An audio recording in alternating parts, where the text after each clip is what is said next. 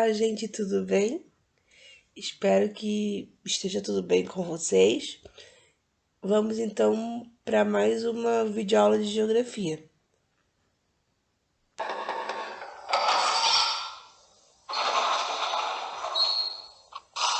Senta que lá vem a história.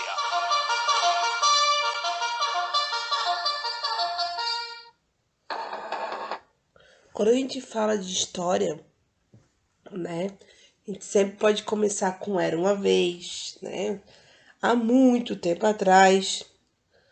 E a gente vai falar sobre a breve história da economia do Brasil, né? É claro que bem resumida, mas só para a gente entender como como foi introduzida a economia no Brasil. A gente já comentou alguma coisa sobre economia dentro da urbanização lá no começo do ano, mas agora a gente vai se aprofundar de uma forma melhor, né? Mais complexa. Então, a economia brasileira, né? Então, há muito tempo atrás, né? Mais, para ser mais exata, lá no século XV, a economia brasileira ela começou a se moldar com base no pensamento do homem mercantil. E esse homem, né, europeu, que que era um homem sábio, aventureiro, imagina, que queria enriquecer, né, queria ter poder. Então, esse era o perfil da, né, do homem europeu, de como foi a base da economia brasileira. Então, já pela, pela raiz da economia, a gente consegue perceber grandes traços que o Brasil leva até hoje. Né? O Brasil foi uma colônia de exploração e aí, né, isso se resulta ao que temos hoje também, mas quando a gente fala no perfil que foi traçado, né? Então, o homem europeu ele era um homem que ele desbravava, né, que ele se jogava em oceanos, atravessava, né, o Atlântico, para quê? Em prol de novas conquistas de território. Então, a gente percebe que não tinha medo, né, de investir o seu tempo, né, em busca do que acreditava, né, em busca de enriquecer, de ter mais poder e tal. E isso é um perfil que o brasileiro possui. Se a gente for perceber, né, durante a nossa vida, os grandes empreendedores, não só brasileiros como também no mundo, eles fracassaram algumas vezes, né? Mas eles não desistiram, né? De tentar, de chegar no seu objetivo. Quando os portugueses chegaram, né, os europeus chegaram aqui no Brasil, em 1500, eles não encontraram ouro e pedras preciosas de cara. Né? Eles se surpreenderam com uma terra nova, né? Uma terra para eles então desconhecida, mas com muito potencial. A ausência de pedras preciosas fez com que eles percebessem o que eles tinham ao redor, né?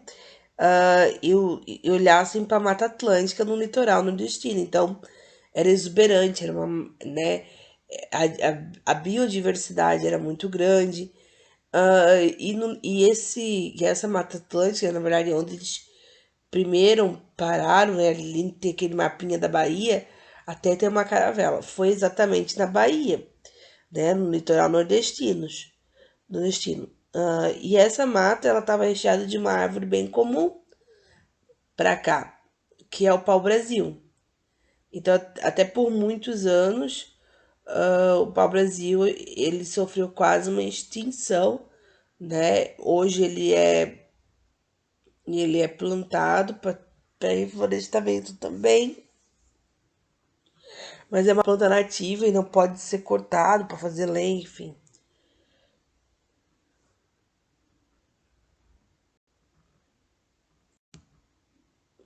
Essa árvore, ela foi retirada do território nativo com a ajuda dos habitantes, né, que moravam aqui, que começaram a ajudar o homem branco, né? E o índio, na verdade, foi explorado, né? Tanto na mão de obra, né? O Brasil ele foi roubado, ele foi extorquido de todas as formas. E uma das formas que eles usavam para tentar acalmar os índios no início era uma moeda de troca, né? Então essas moedas de troca, ela fazia com que eles entregavam, presenteavam, né, os índios com espelhos, miçangas, bijuterias, essas coisas. E aí foi a primeira atividade econômica praticada no Brasil, que foi a troca. Claro que depois de um tempo os índios se tornaram escravos, né? E do povo europeu, mas no início, né, eles tentaram conquistar com a moeda de troca. Então essa moeda de troca foi a primeira atividade econômica a ser praticada no Brasil. Aí, anos mais tarde, lá no século XVI já, uma segunda atividade foi introduzida, que foi o plantio da cana-de-açúcar, no qual foi possível graças, né, ao clima tropical e o solo fértil do nordeste do país. Então, o açúcar naquela época era considerado o ouro branco, então ele tinha muito valor. Então foi um tempo de desenvolvimento dos primeiros aglomerados humanos, né? Aglomerado de pessoas que nós tivemos. Então a parte que se destacava é o atual estado de Pernambuco. Recife e Olinda eram cidades que a produção de cana fez mais sucesso. Então o açúcar, né, no destino ele era produzido com mão de obra escrava negra, né, africana, que também chegaram, né, depois dos índios serem já saqueados e os portugueses fizeram as suas colônias.